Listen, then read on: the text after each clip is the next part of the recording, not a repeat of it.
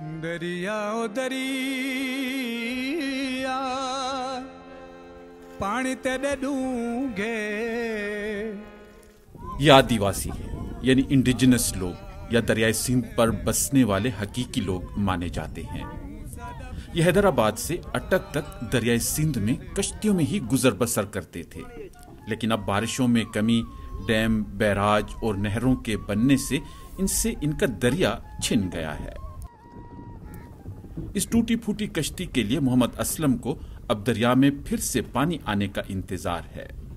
पहले हमारी जिंदगी इस दरिया में अच्छी गुजरती थी, कुछ काम हमारा चल जाता था, हमें कहीं और नहीं जाना पड़ता था, जंगल से हमारा कारोबार मिलता था। जब से नहरें बनाई गई हैं, दामान की तरफ नहरें, पंजाब में बड़ी बड़ी नहरें निकाली गई हैं, दरिया में पानी बहुत ज्यादा कम हो गया है, पहाड़ों पर बर्फ नहीं पड़ रही। पहले हम बहुत खुश रहते थे क्योंकि हमारा कुछ काम चल जाता था। अब दरिया में कुछ नहीं है तो हम शहरों को रुख कर रहे हैं। मैं यहाँ डेरा इस्माइल खान में दरियाई सिंध में मौजूद हूँ। ये बिल्कुल खुश्क हो चुका है। यहाँ पहले पानी था और उस पानी के बहाव से यहाँ पर जिंदगी रवां दवां थी। यहाँ पर पानी की रोकथाम के लिए यहाँ पर बंद भी डाले गए ताकि पानी शहर की तरफ उधर आगे ना जा सके। यहाँ पर पिकनिक मनाई जाती थी, लोग यहाँ जमा होते थे और जिंदगी थी। लेकिन अब यहाँ पर पानी बिल्कुल ख़त्म हो चुका है और वो माइटी दरियाई सिंध अब एक नदी की शक्ल इख्तियार कर चुका है। ये आदिवासी कहीं केहल, कहीं शेख, कहीं सिंधी या दीगर नामों से जाने जाते हैं।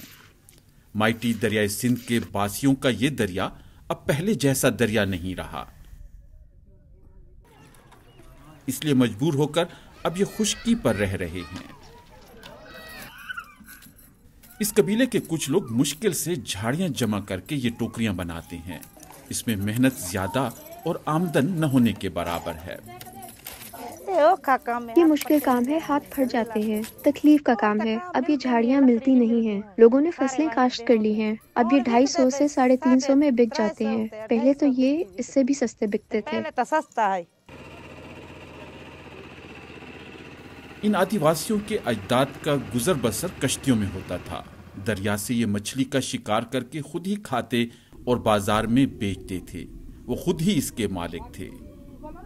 तोसा बैराज के मकाम पर अब भी चंद अफराद वैसा ही तर्ज जिंदगी अपनाए हुए हैं, लेकिन अब ये ठेकेदारों के साथ मजदूरी करने पर मजबूर हैं।